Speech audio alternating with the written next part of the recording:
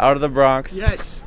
You might know him from his song "Can't Let My Guard Down." It has over 4 million streams on Spotify alone, and he's got 100,000 monthly listeners on Spotify. And he's gonna get talking about how he first got into music. What's up, guys? Been hyped to do this for a minute. It is so cold in Chicago right now. I'm freezing. This joint is warming me up barely. We just finished the show. I got started into music because I loved freestyling. I was like, okay, I'm going to do this TikTok thing.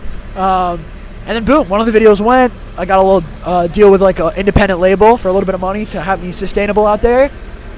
And since then, it's just been sprinting. Yeah. What was your first song as Ezra? I know you had another sad song with Jomi that kind of was like the first one that I found you from. Yeah. But was that like the first moment where you kind of felt like this new sound was actually catching and you were getting some traction with it? The first song I made where I was like, so I had a couple songs that streamed okay. I had this song called All Your Friends Hate Me. I made like a pop punk song that I hate now. I hate it so much. But it's got 1 million streams. Yeah, it's done over 1 million streams. I can't stand the song.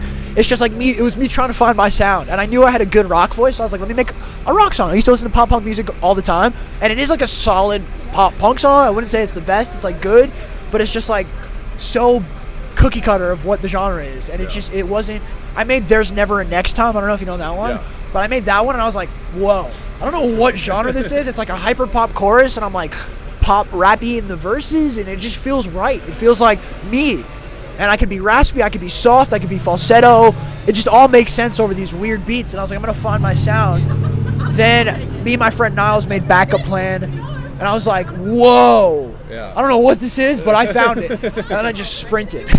No, I was going to say, I feel like, I found you from another sad song, which I enjoyed, but then Backup Plan and Can't Let My Guard Down were like the two that kind of felt like they were like your like own style of music. Yeah. And you kind of made like your own thing on it. So what made you feel like it was time to make the move to LA after you were in Atlanta? I was visiting. I visited because there was a company called Pulse, which is like a publishing company that I was meeting with a guy that worked there. And I was out there, and my friends Nick and Cece from Pop Tropica Sluts. I don't know if you know that. Oh yeah, yeah. But I was friends with them for a long time in New York, and they were like, "Yo, come over to our Airbnb in LA." And it happened to be at the same time I had that meeting.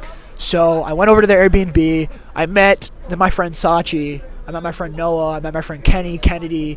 And at the time, I was like, oh, these are really cool kids. I fuck with them heavy. I didn't know they were going to end up being my best friends for the next couple of years. But I met them, and I was like, okay, I'm in LA for a couple of weeks. I really want to make a song with Sachi. So I texted Sachi. I'm like, yo, I just made this demo called Riley. Come to the studio. Let's record it together. And he's like, all right, bet. He came through, and like we just hit it off. We were in the studio till like 8 a.m.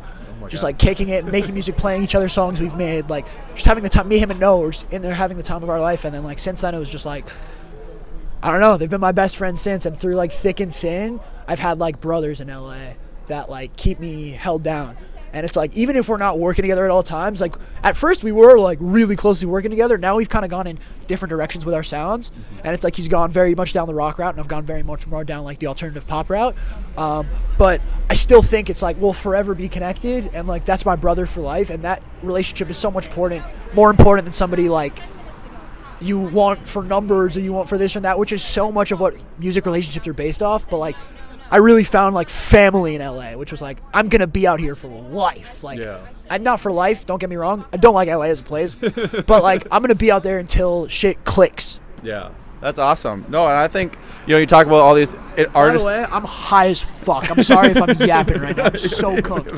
But no, you talk about all these friends out in LA, and I think something that I've noticed a lot with the artists you interact with and work with is you can really hop on a song with anybody, whether it's Braden Bales, you guys just put out Glass House, or you got a song with Sweezy, and all these songs, like, you still, like, have your sound attached to the song. Like, it doesn't change up what you put on the song. Where do you think that comes from, where you don't lose yourself when you go on a song with somebody else? I don't know, dude.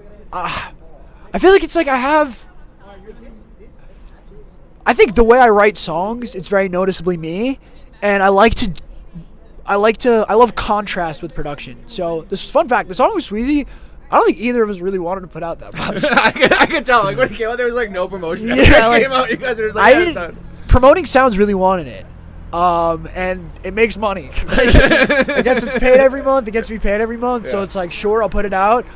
But in reality, It wasn't my favorite. It was kind of like we literally copied and pasted the drums from "Can't Let My Guard Down" and played a different loop over it. Yeah. It was the same You could kind of hear drums. the beat in the background. It was like the same fucking shit. So it was like, but it was like we just made a "Can't Let My Guard Down" part 2, and it was like fun. We made it really quick in the studio, and it's not a bad song. Like it's good. I'm not like pissed it's out, but it's just like compared to other stuff. Have a good night, guys. Get home safe. Batman. Oh, I'm not in the frame. That's okay. Damn. As long as you're in the frame. Okay.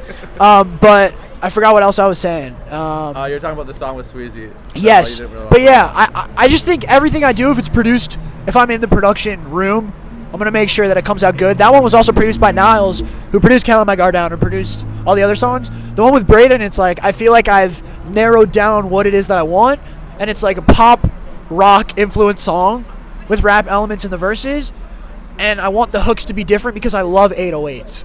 I love 808s. Like, there's nothing like a boom, boom, boom. So it's like, you can't get that with fully live drums. So it's like that electronic element I feel like will be in my stuff like for a long time. Yeah, no, that's awesome. Now, you've been on a couple tours now, and what has this been like for you getting to like now get to take your music across the country a little bit and kind of see where fans are at and get to play it for like a live audience? I love it. Braden, come for 1 sec. I'm so thankful to this dude. Can I say? I've been on a couple tours, and none of them have compared to this beautiful man's tour. Fuck yeah, dude. And he's done so much. You know what I'm saying? We dropped a song together, and then he took me on tour with him, and it was so awesome. Why is it so hard to king this? Happy. Oh, Dude, yo. crazy shit. Crazy shit. You guys got to stream that. You got to see what the energy in that is. Dude, it's some crazy energy. It's some crazy Imagine energy. that energy on stage, dude. We did a belly rub last time, and it's not the conventional belly rub. No. You'll have to look at the clip. You'll have to see it. It's crazy. All right, I love you so much. love dude. you too, brother. I was just talking about you. And I was like, he's right there. yeah. This is weird. I should tell him to come.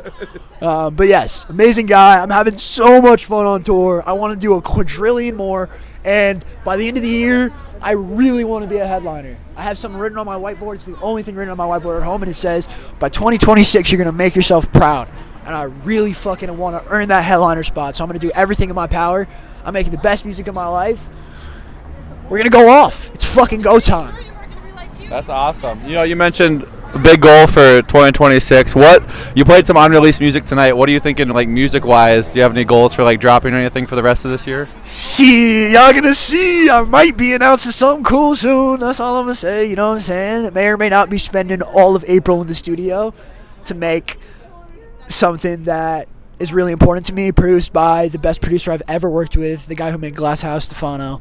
But yes, your boy's working on a project, but because I haven't announced it yet. But it's really special to me, and I cannot wait for you guys to hear this shit. Thank you so much. I appreciate taking time on your day. Oh.